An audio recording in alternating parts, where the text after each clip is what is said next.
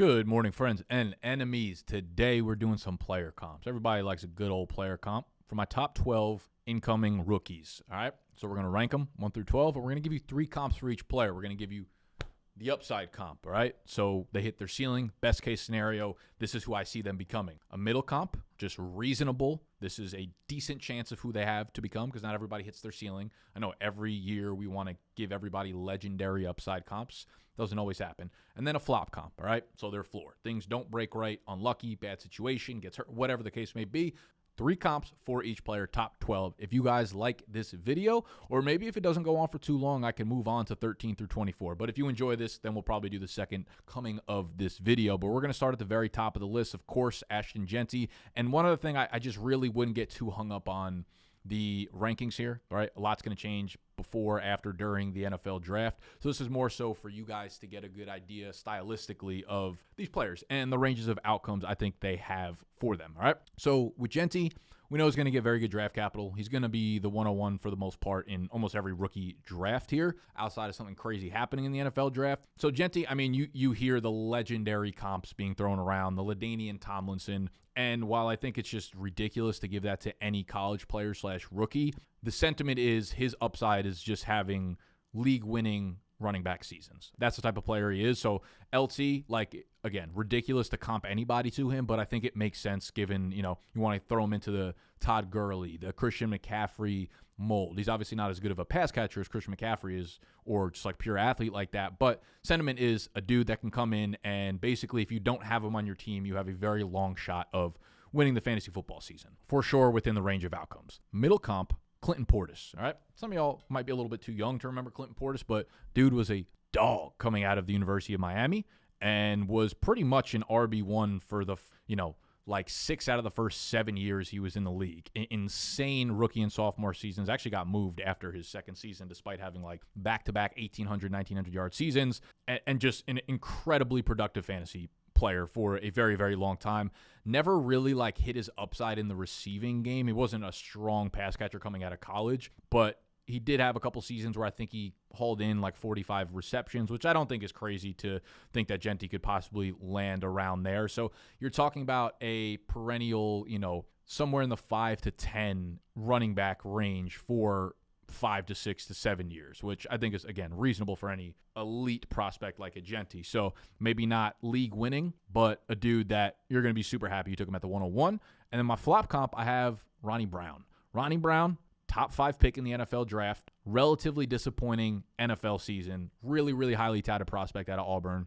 And even for a flop comp, this might be too low for Genty, but Brown, again, second overall pick back in the 2005 draft. Just never really put it together. Had a few 1,100, 1,200, 1,300 yard total seasons, but never hit like a fantasy ceiling because of, injuries or the role or the Wildcat offense or one thing or another. So situationally, very good prospect, very good player, just didn't necessarily pan out. But I think if we have to take a percentage chance of like where Genty ends up landing in these comps, it's I would say it's 90 or 85% in the Clinton Portis league-winning type of range in there rather than the Ronnie Brown mold. All right, we keep moving down. Second overall player, Cam Ward, quarterback out of Miami, likely to be number 1 overall pick, probably won't drop past second or third, worst case scenario. Now, Cam Ward, smooth mover, likes to play at his own kind of pace, creative, off-script, very, live arm, but sometimes erratic. So my upside comp for him is Jordan Love, and I think that is solid, right? Like Jordan Love's value as a dynasty quarterback has flirted with top 10, and I think it's kind of just staying around there. Good situation, has shown a lot of upside, but he's starting to go down that like Herbert kind of range where it's like stats are good, but real life, he's a little bit all over the place. And I could see that happening with Cam Ward. For a middling comp, Geno Smith. Obviously, his career has been all over the place, has shown really good things, really bad things throughout the career, and it's taken a while to really get going. But I have him as the middle comp for Cam Ward, and then Jameis Winston as the flop comp. Now, Jameis has had some good years, obviously, but for the most part, he's not winning any teams, any playoff games, or, someone that you think you could actually move forward with and be a dude outside of statistics that really does anything because his accuracy is just way too erratic. Number 3 player on the board, we got Omarian Hampton. Now, the upside case here, I was kind of going back and forth between a ton of different dudes. I thought about throwing like Matt Forte in here, given the size. Matt Forte is probably a better pass catcher, but for the upside case, I took Josh Jacobs. Probably going to get similar draft capital. Hampton has that 220-plus pound size, really good build, really good skill set. People are without a doubt underrating his pass catching chops here, and that's why I say Jacobs, because Jacobs was not a guy that people really saw as having a high volume role in the passing game, but then we saw a couple years with the Raiders where he was catching 55, 65, 70 balls, and I think that's without a doubt within the range of outcomes for Omarian Hampton.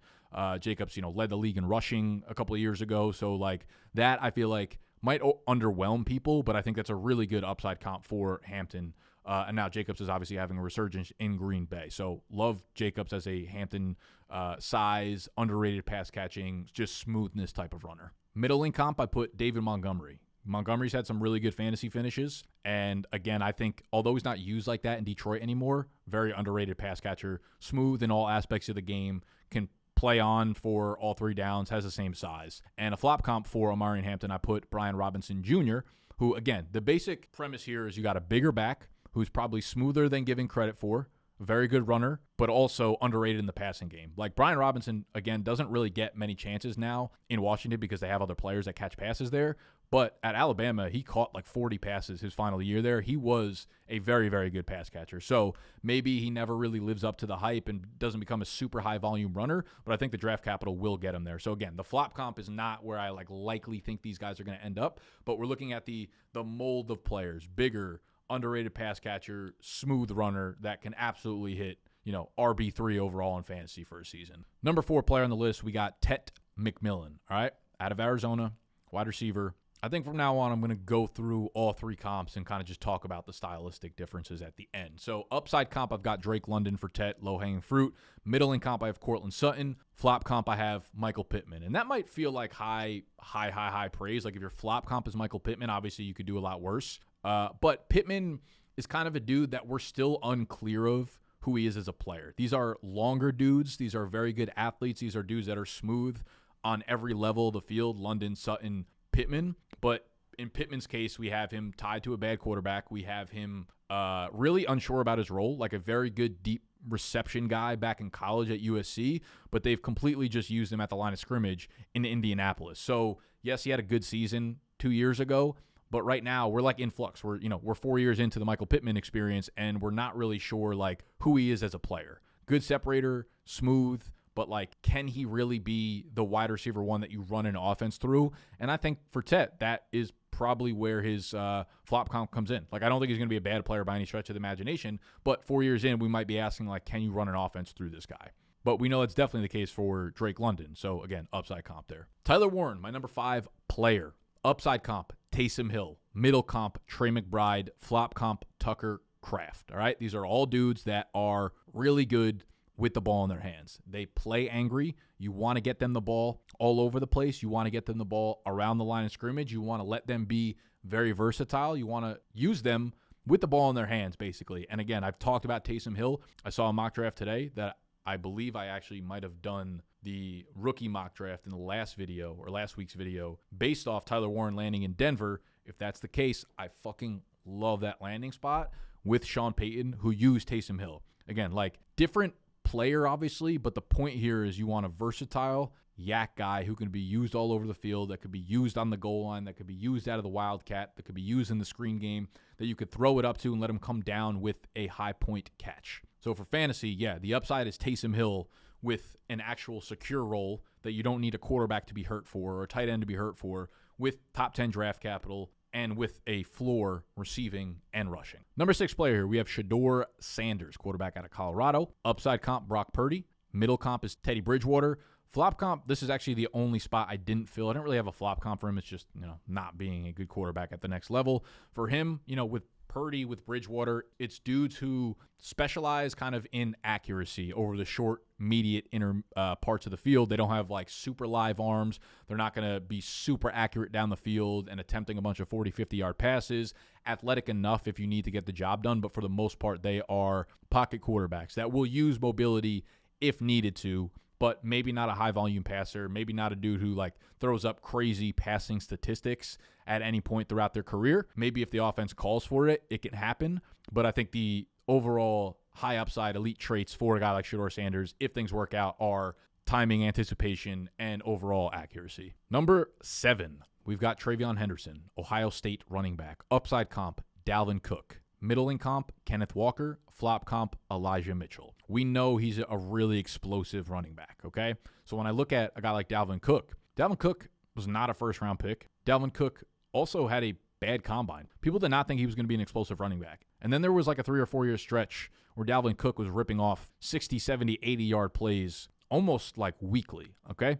So Trayvon Henderson, similar size to Dalvin Cook. Like, you don't look at him as, okay, he's a power back. But if you're good enough to stay on the field for all 3 downs, you can put up ridiculous numbers. And I think this is a good comp. A guy that could play on all 3 downs, a guy that could be really involved in the receiving game, a guy that adds explosivity to a ground game that might not have. I put Kenneth Walker as a middling comp because Kenneth Walker has been boom or bust. He tries to make a big play sometimes too often, and it's led to a bunch of things. He's also dealt with a lot of injuries. Trayvon Henderson has dealt with a lot of injuries when given a big workload. So I could see him going down this route. And you guys might say, like, oh, Kenneth Walker's a middling comp. Like, realistically, Kenneth Walker's only shown glimpses of fantasy greatness so far, yet to put together really, that season. And I think that could for sure happen with Trayvon Henderson. And then we have Elijah Mitchell, who was kind of like a combine hero, showed some explosive plays, had his time in San Francisco, but could never really hold the grip on it. And I think Trayvon Henderson could go down that route where if he goes to a situation with a bad line and he starts to rely too much on his athleticism, things can get, I think,